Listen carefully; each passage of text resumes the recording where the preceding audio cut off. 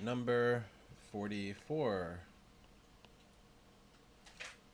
Using molecular art, draw a diagram that represents an aqueous solution of a strong acid H2Z, and then do the same thing for part B, assuming it's a weak acid H2Z.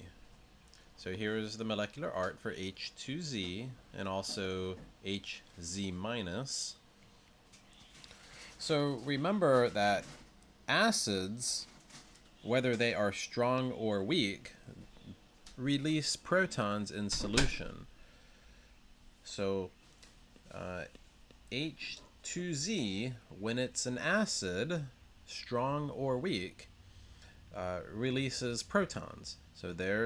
So imagine one of these hydrogens is released, then you would be left with the Hz minus, and then there's the dissolved proton. Remember, the proton is always associated with a nearby water molecule. So when this molecule H2Z acts as an acid and splits apart, you're left with Hz minus and the dissolved proton.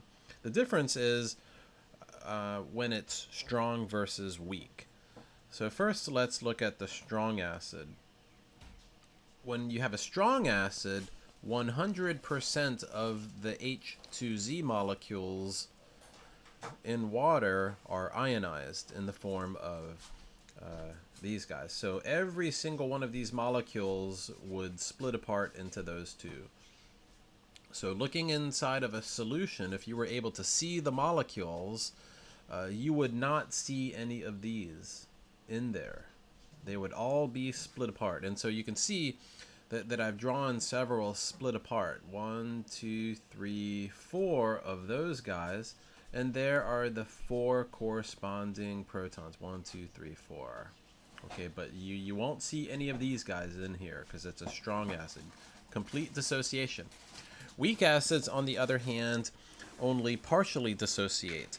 So maybe only 1 out of every 100 molecules. It depends on the strength of the acid. Let's just say 1 out of every 20 molecules dissociates into those. So when you look at a solution of H2Z, if it's a weak acid, most of the weak acid molecules are still whole molecules inside the water, but every once in a while you'll find one that has dissociated. So I've drawn a pair right there.